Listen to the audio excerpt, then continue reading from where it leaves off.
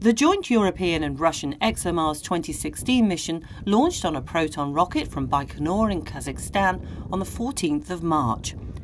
After a series of critical engine burns, the spacecraft left Earth's orbit for its 7-month, 500 million kilometre journey to Mars.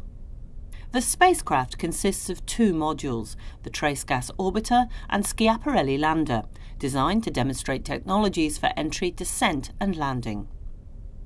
The lander will separate from the orbiter on the 16th of October for a 3-day coast and a 6-minute descent to the surface. This will be the first landing attempt during the planet's dust season. The lander is heading for the Meridiani Planum, an area that is currently being studied by NASA's Opportunity rover and Europe's Mars Express orbiter. Schiaparelli will be activated a few hours before reaching the Martian atmosphere, when it will be travelling at some 21,000 kilometres per hour. The front heat shield, covered with 90 insulating tiles, will be subjected to temperatures of up to 1,500 degrees Celsius. 11 kilometres above the surface and slowed by the heat shield to around 1,700 kilometres per hour, the parachute will be deployed. 12 metres across, it is based on technology used by ESA's Huygens probe for the successful Titan landing. 4 minutes after entering the atmosphere and now descending at 320 kilometres per hour, Schiaparelli will release its front heat shield and turn on its radar to assess its position above the surface.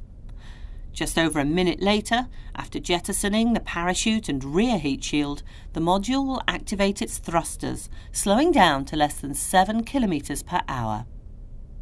Finally, 2 metres above the ground, the engines will switch off and the lander will drop to the surface. The shock will be cushioned by a crushable structure built into the module. Confirmation of landing within 2 hours.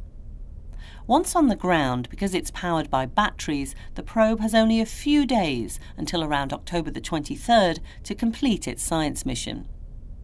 The science payload on board, called DREAMS, consists of a suite of sensors to study the environment.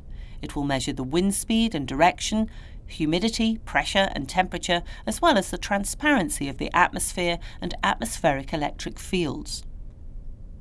12 hours after separation, the Trace Gas Orbiter will fire its engine to raise its trajectory and take it into orbit around Mars.